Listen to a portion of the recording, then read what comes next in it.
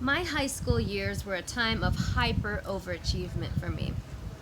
I have always been an overachiever, but as I grew to be a teen, it became more nuanced by my race.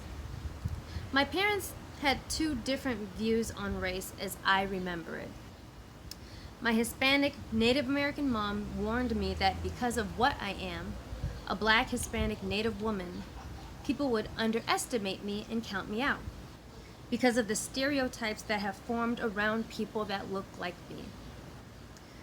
I would get invited to Ivy League receptions for prospective students in my junior and senior year.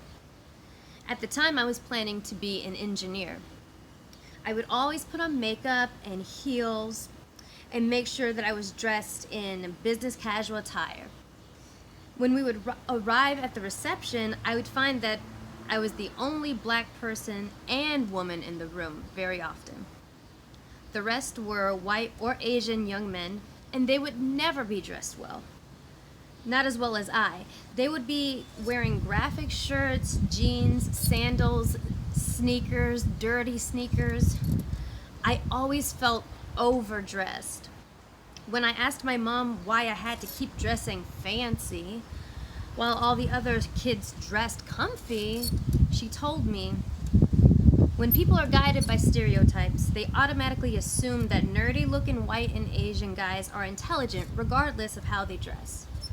You are an Afro-Latina woman. If you dressed as sloppily as these boys, they would not make the same assumptions about you looking at your appearance. You will always have to outperform everyone else just to be on the same playing field. My black dad was a person who didn't believe racism was a problem.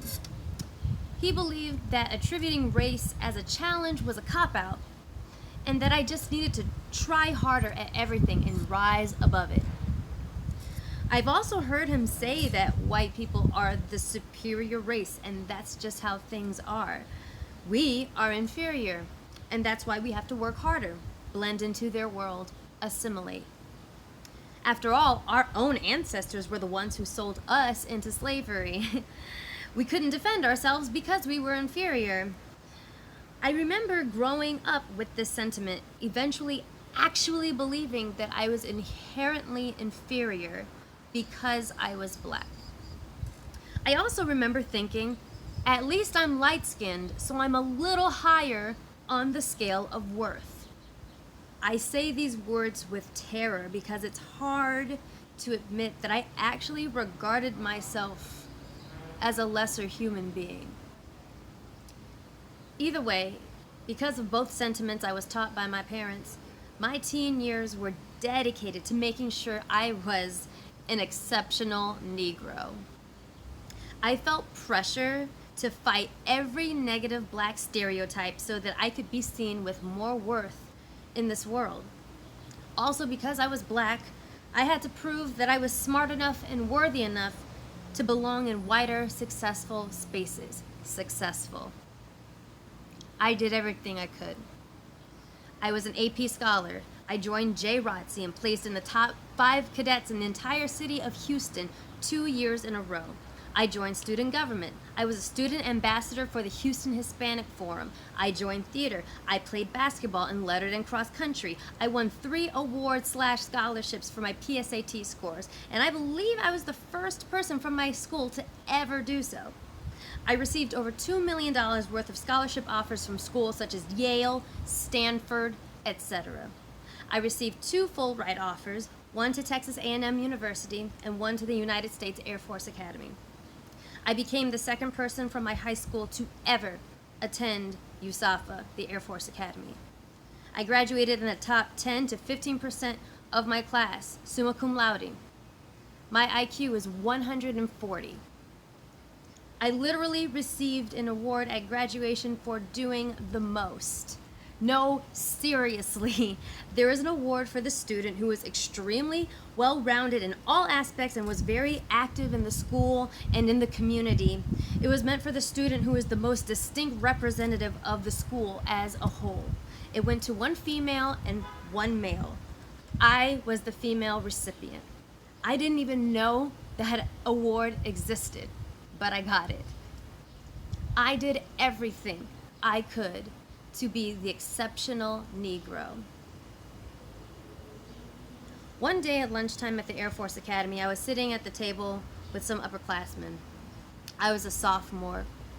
I'm not exactly sure how the topic came up, but one of my white upperclassmen addressed me, saying that I did not deserve to be here.